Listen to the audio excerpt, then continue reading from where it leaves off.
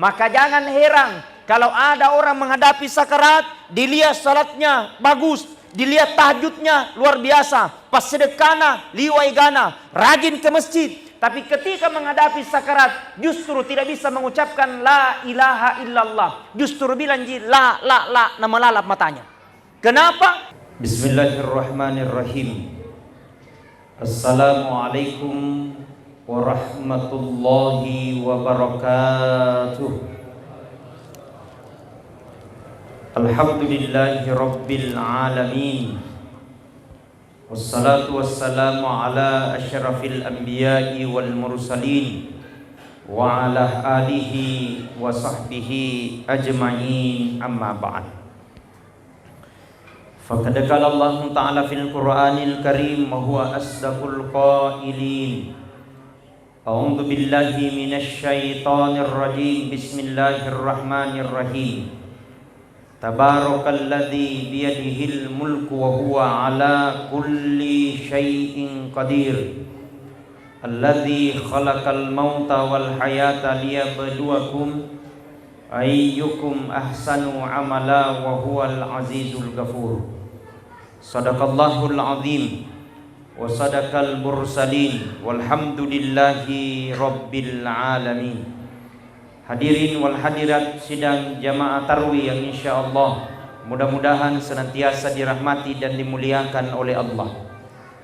Alhamdulillah, puji syukur kita panjatkan kehadirat Allah usai dan sampai kita melaksanakan puasa yang keempat. Dan alhamdulillah di malam hari ini kita memasuki malam yang kelima.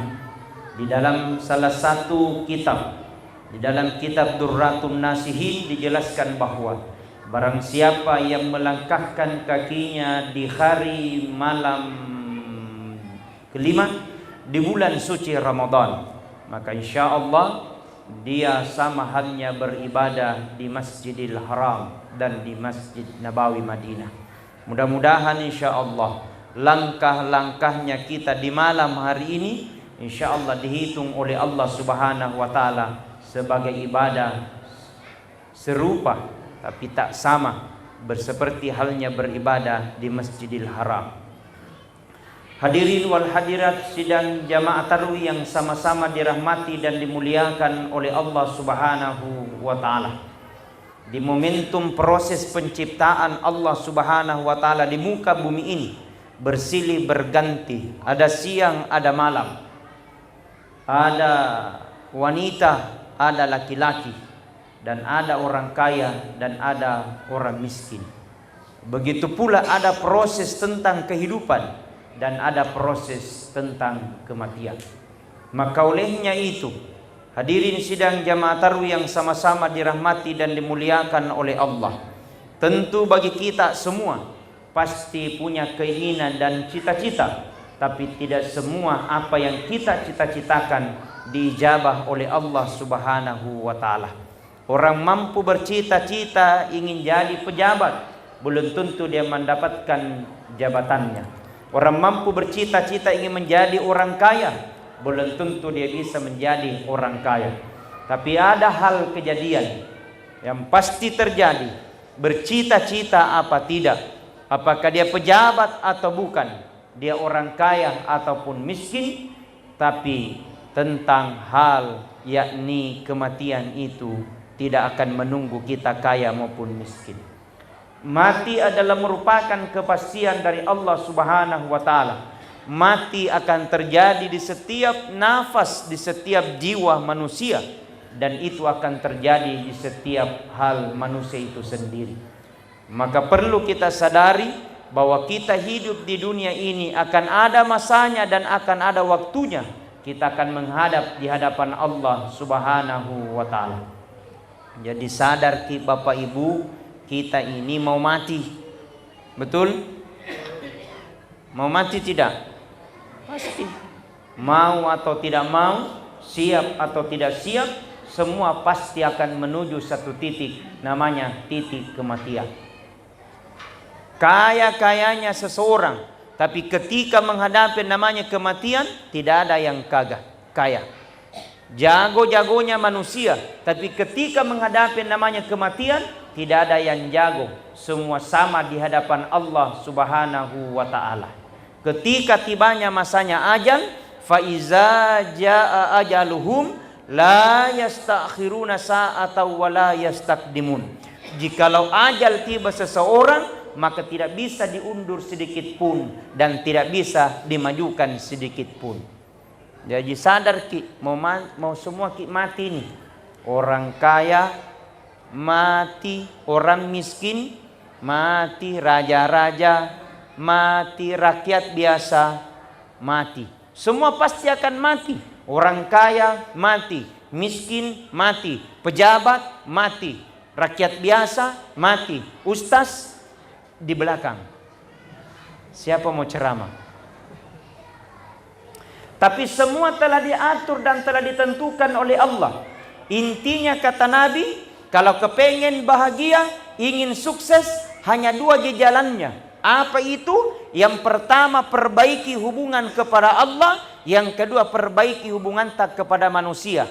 Kaman namamo, soniki mas sempajang, pulang balik ke tanah suci, Senin Kamis kita puasa sunat, tapi jahat sama tetangga, ndak baik sama orang lain, bisa saja solat yang kita lakukan akan menjadi sia-sia.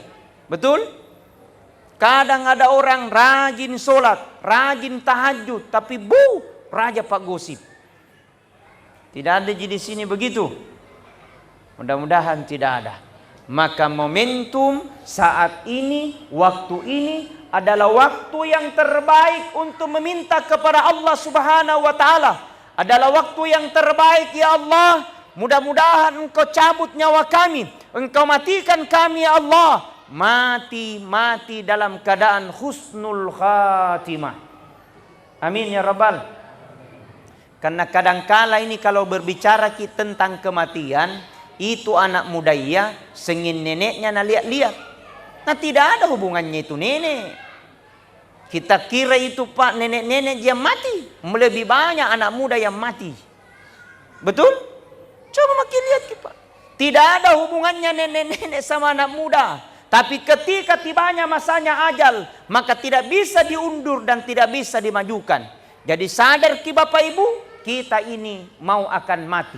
Pertanyaannya, apa yang akan mampu menyelamatkan kita? Maka prosesnya adalah dua. Apakah kita matinya mati dalam keadaan husnul khatimah, atau matinya mati dalam keadaan su'ul khatimah? Makanya di setiap habis solat, di Mundri Purata Mas Sempajang, habis solat, Assalamualaikum warahmatullah, Assalamualaikum warahmatullah. Berdoa sama Allah, minta sama Allah, ya Allah, mudah-mudahan Engkau matikan saya, ya Allah. Mati dalam keadaan husnul khatimah. Jangan Engkau matikan saya, ya Allah. Mati dalam keadaan su'ul khatimah.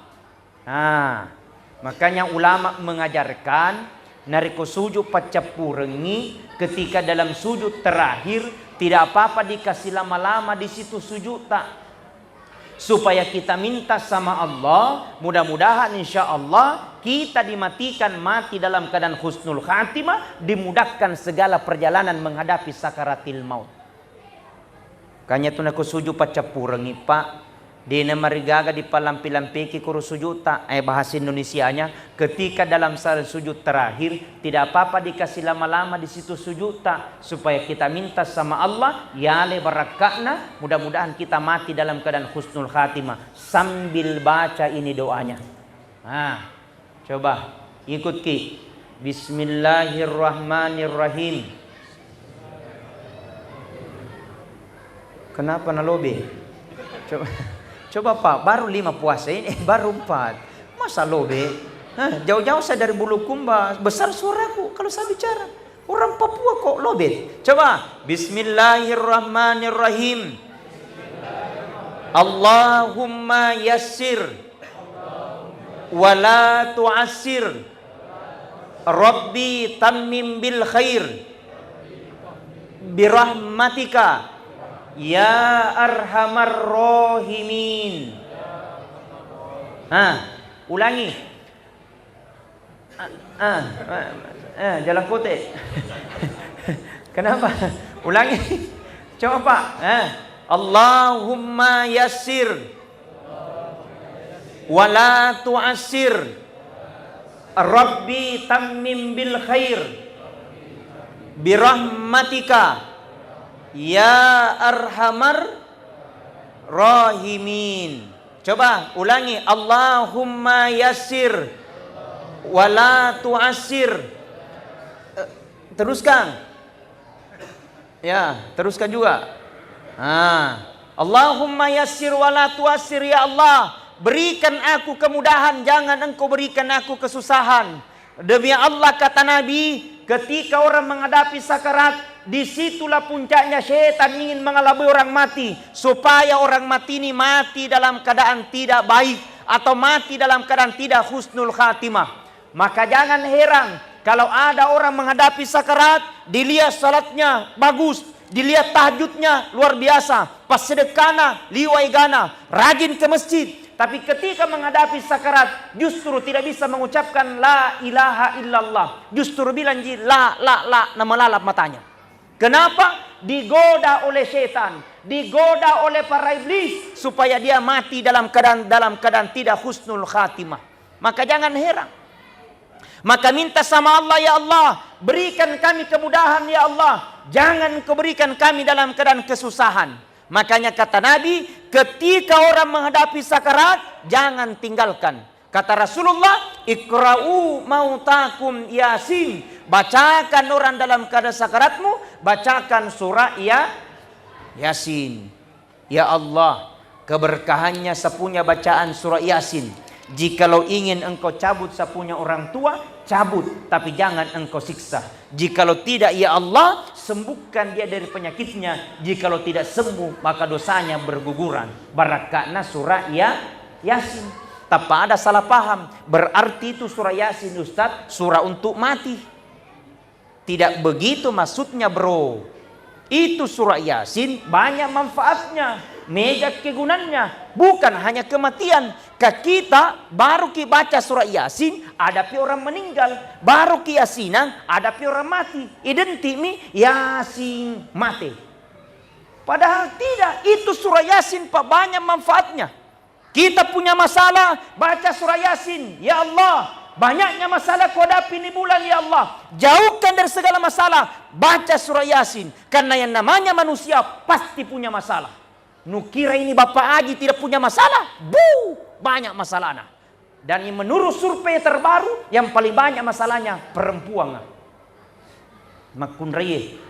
Masalah yang pertama, arisannya belum naik, pusing misalnya. Masalah yang kedua, cicilannya belum lunas, pusing misedeng. Masalah yang ketiga, anaknya mau menikah, tidak jadi masalah. Yang jadi masalah, bapaknya mau tahu. Itu masalah besar. Kalau ada begitu, Bu, bacakan surah Yasin. Umpama. Jadi, hadirin sidang jamaah tarwih yang sama-sama dirahmati dan dimuliakan oleh Allah. Hati-hati kita mengelabui setan. Jangan sampai kita dalam keadaan mati dalam keadaan su'ul khatimah. Maka demi Allah, itulah yang akan menjadi penghujung yang sangat celaka bagi orang-orang beragama Islam. Maka berdoalah kepada Allah, mohonlah petunjuk kepada Allah. Mudah-mudahan insya Allah, Allah wafatkan kita mati dalam keadaan husnul khatimah. Amin. Sallallahu ala Muhammad. Sallallahu alaihi. Sallallahu ala Muhammad. Sallallahu alaihi wasallam. Ya Nabi salam alaika. Semuanya. Ya Rasul salam. Ya Habib salam alaika. Salawatullah alaika. Sekali lagi. Sallallahu ala Muhammad. Sallallahu alaihi. Sallallahu ala Muhammad. Sallallahu alaihi wasallam. Ya Nabi salam. Berkahi kami ya Rabb. Pandang kami dengan pandang rasa kasih sayang ya Rabb. Ya Allah, mudahkan segala urusan-urusan kami ya Rabb. Angkat segala sakit-sakit yang kami berita ya Rabb. Jaga orang tua kami ya Rabb. Panjangkan umurnya ya Rabb. Hadirin sidang jamaah tarwih yang sama-sama dirahmati dan dimuliakan oleh Allah. Tentu bagaimana jembatan-jembatan kita supaya Allah mudahkan ketika menghadapi sakaratil maut, masih ada trik-trik diajarkan. Kita akan hadirkan sebentar subuh. Mari ramaikan dan hadiri kajian-kajian kita untuk selanjutnya. Untuk malam ini sekian dan terima kasih. Wallahu muafiq ila aqwamit thoriq, wabillahi taufiq was saada. Wassalamualaikum warahmatullahi wabarakatuh.